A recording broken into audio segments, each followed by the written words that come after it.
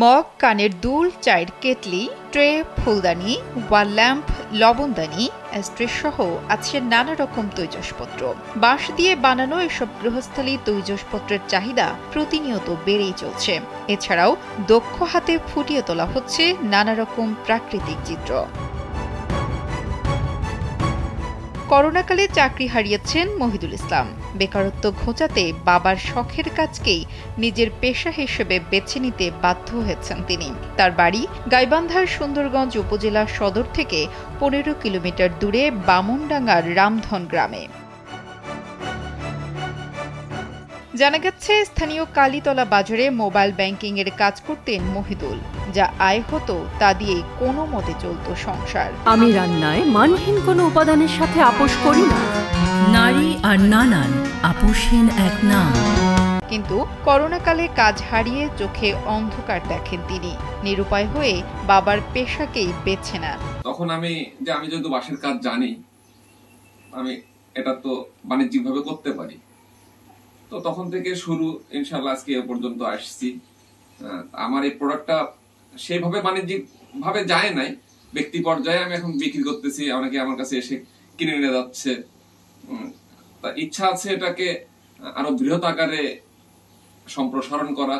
Machine ছাড়াই সাধারণ সব অস্ত্রের মাধ্যমে মহিদুল তৈরি করছেন চমৎকার কারুকার্য খচিত নান্দনিক সব চিত্রকর্ম। পাশাপাশি নিজের হাতে তৈরি করছেন বাঁশ দিয়ে কৃষকের মাথার ঝাঁপি সহ অনেক সামগ্রী। এছাড়া খোদাই করে তৈরি করছেন নেমপ্লেট। বাঁশের ওপরে ফুটিয়ে তুলছেন যে কোনো ছবি।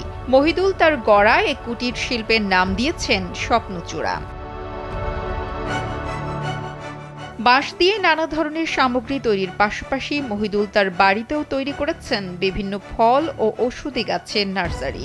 রয়েছে আম, লিচু, কাঁঠাল, তাল, নারকেল সহ নানা ধরনের কলম করা সব গাছ। বাড়ির গেটেই রয়েছে 2টি অপরাজিতা ফুলের গাছ, যার চা ডায়াবেটিস সহ নিরাময় করে নানা রোগ।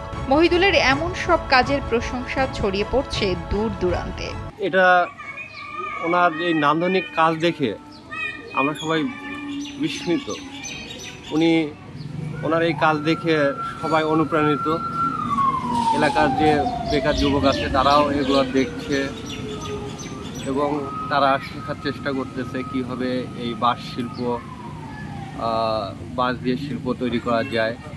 ওনার নান্দনিক আসবাবপত্র, বিভিন্ন ধরনের ছবি যেগুলো উনি বাঁশ দিয়ে তৈরি করে থাকেন।